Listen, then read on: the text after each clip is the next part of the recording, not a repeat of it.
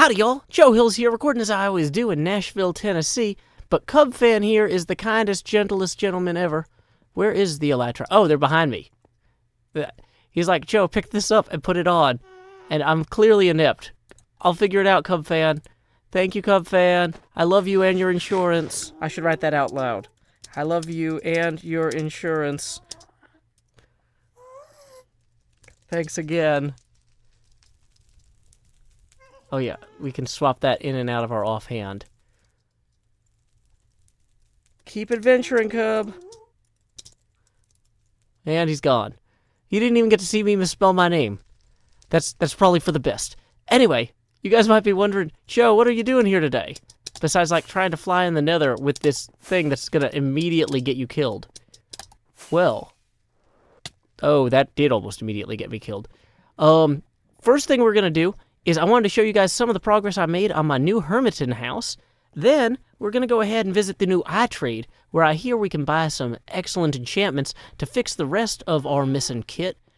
Thank you to Cub once again for redeeming or allowing me to redeem my Elytra insurance. This is the gift that keeps on giving. That Grian head battle might be long gone, but I'm still coming out ahead. Okay, so let's go ahead and I'll see you guys in New Hermiton. Time skip. Well, wowie woo, look at this place. This has gotten a little bit out of hand since I was here last. But you know what's out of hand? These fireworks. Woo! Look at this.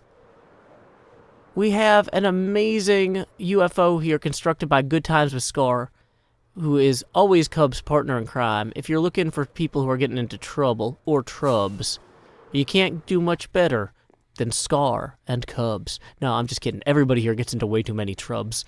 But look at this. Look at this UFO. It's got all sorts of stuff on the ground there. It looks like this cathedral has been expanded as well. Oh, that's terrifying. Isuma has been hard at work here. You can check him out on the YouTubes as well.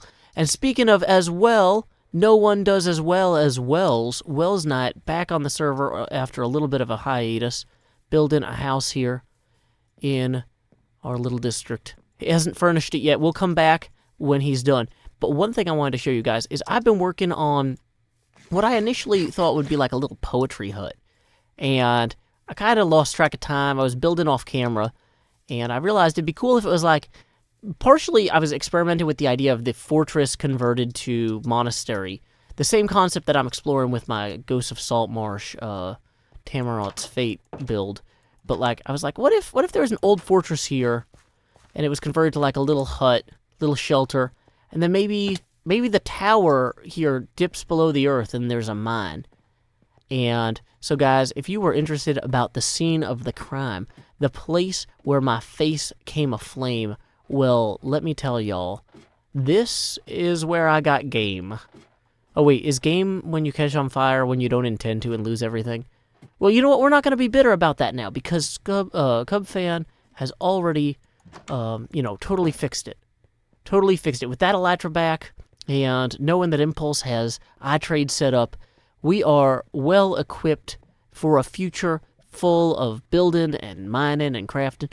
But first, we need to run through this mine. This is a new experimental mine layout I've been trying. I was doing this off camera just because I needed to gather materials for my build. I thought, what if I did a mine where all I use is hanging lanterns? How would that work? Turns out hanging lanterns need more ceiling space. So I ended up having to mine a bunch of extra stuff. But anyway, I found this cluster of diamonds back here. And I thought, I need to reserve these diamonds for an upcoming recording. And then, while I was like putting these signs on here, I was like, what if I just mine out this iron real quick? When I say like I died by digging straight down, this is literally how I died. I died right here. Right here. Boom. Okay, next problem. So, we have a Fortune 3 pick with us. We're going to go ahead and just collect all these diamonds. We're going to need them in order to start rebuilding our gear kit. Woo! Goodbye reserved for Joe Hills signs. Let's see, that brings us up to 28 diamonds total. That's actually not bad. That should be enough to go buy some mending books and get some proper gear. It's nowhere enough to buy the Did You Die box that I was saving up for, but we're on track in general. And you know what? We'll grab these extra bones too, because you never know when you're going to need them. Time skip. I trade, you trade, we all trade for iTrade. Anyway, let's go enjoy the new iTrade. Bum bum. Whoa. No more villagers to trade with.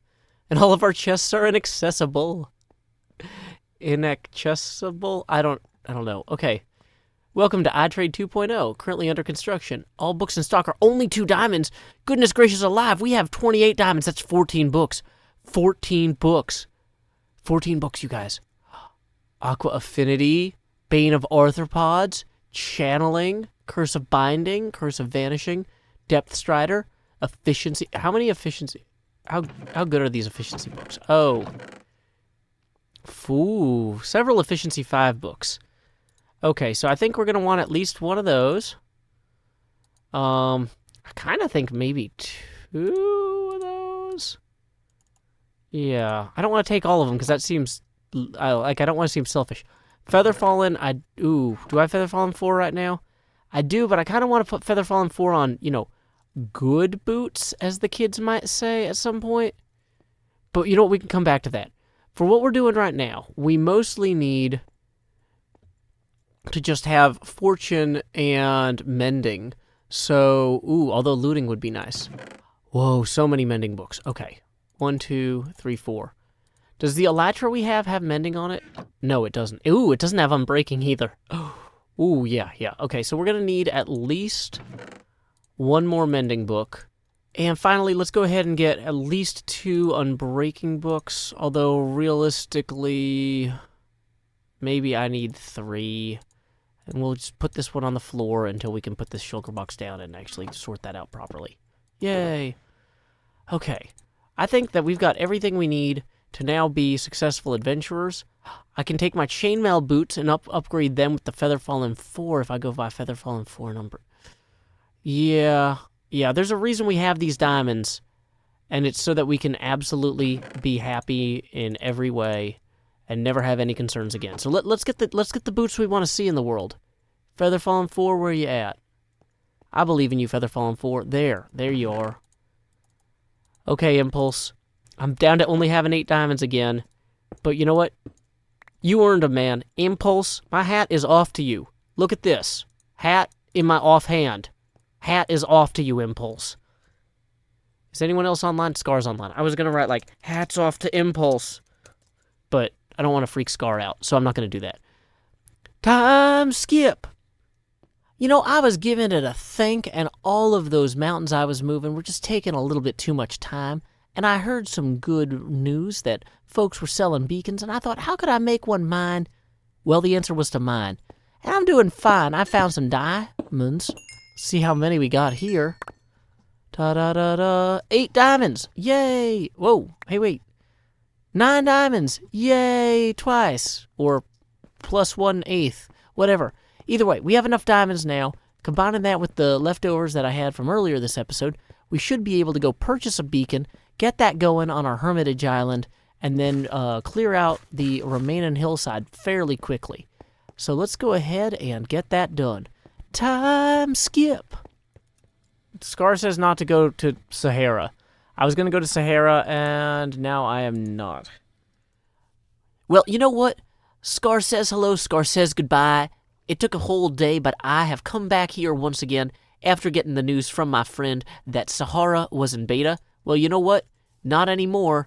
Now, it's like a gamma particle, which is different. See? Well, it still says beta.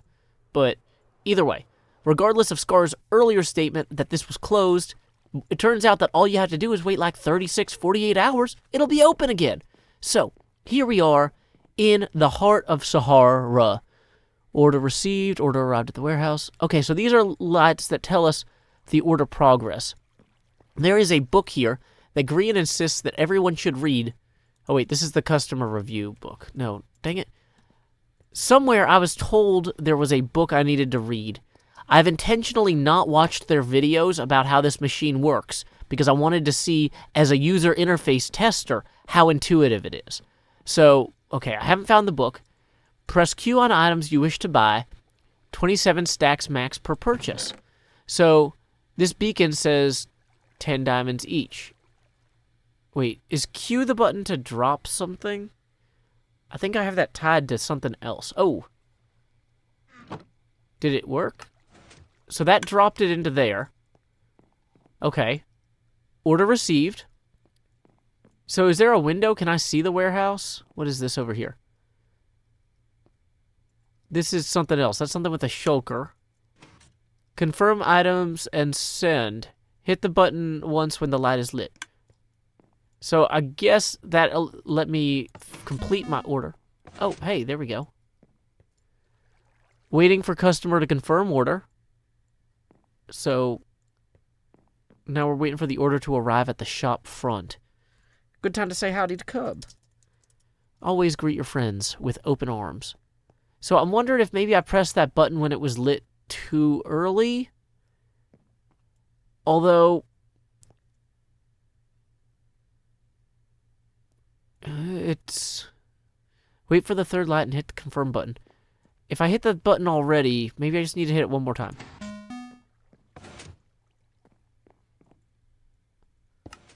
Oh, hey, there it is. Perfect. So there's our beacon, and I'm guessing we put the 10 diamonds. Wait.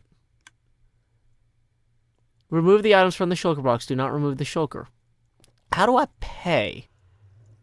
Collect receipts and pay what is due. Oh, okay, so there's our receipt. And then... oh, we just put this here. So it says beacon 10 diamonds. And then we put the 10 diamonds in. Hey, we did it! We shopped at Sahara! Woo! Look at that. The sky's the limit, except for the ceiling. The ceiling is an additional limit. But, you know what? This beacon will unlock our inner potential to hit things that are made of rocks with things that are made of wood that have, like, crystalline carbon at the end of them and have been configured into a very picky configuration. And it's just gonna... just my mind and my body and the earth will all become this unified realm space of reality warping, future distorting happenstance. And we couldn't have done it without Sahara. So, you know what? Let's go ahead and leave a nice review. How do we, and I gotta remember not to sign the book. Oh, wait, you know what? I can't do that anyway. So, okay. Good job, Grian. And Mumbo and Iskall. You get a good job in a Joe Hills video. You know, if a parent said, "Hey, Joe, in your video, can you say good job to my kid?" I'd be like, I don't know. I should probably charge like hundreds of dollars for that. That's product placement. So, you guys have received hundreds of dollars worth of product placement for your Sahara shop in my video. You're welcome. This was an unpaid review. Seriously, guys, though. I did have to spend 10 of my own diamonds on this. So... no ad, not an ad, whatever people hashtag that with.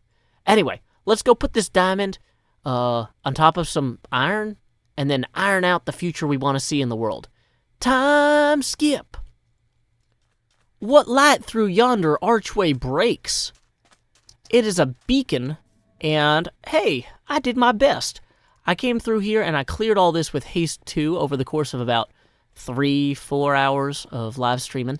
And we are pretty much ready to start laying out our hermitage.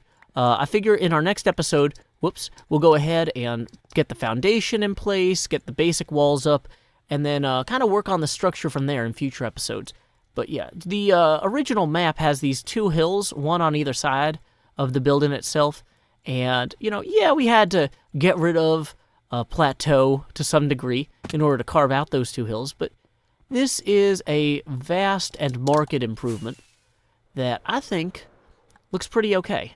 Boom, look at that. Not bad. So then, you know, we'll actually round out... whoa. We'll actually round out some of these hills and make them a little bit more natural as we get the rest of the terrain in. But this is feeling pretty good. To me, anyway. Hope you guys are happy with it, too. You may have noticed that this episode was mid-roll ad-free. That's thanks to brand new $50 a month Patreon sponsor, Acanthix. And in lieu of that mid-roll ad, I will now read a poem of my own devising that I got the idea from my daughter Corinne. I was asking her what kind of things I should write a poem about. And so this poem is entitled Blush Dot the Rainbow Puppy. Daddy says the landlord says we can't have a dog.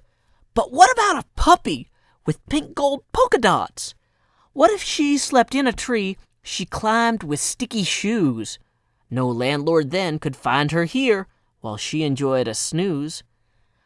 What if she were always playful and never ever bad? Then she wouldn't teach you anything. Or at least so says my dad. Until next time, y'all, this is Joe Hills from Nashville, Tennessee. Keep adventuring.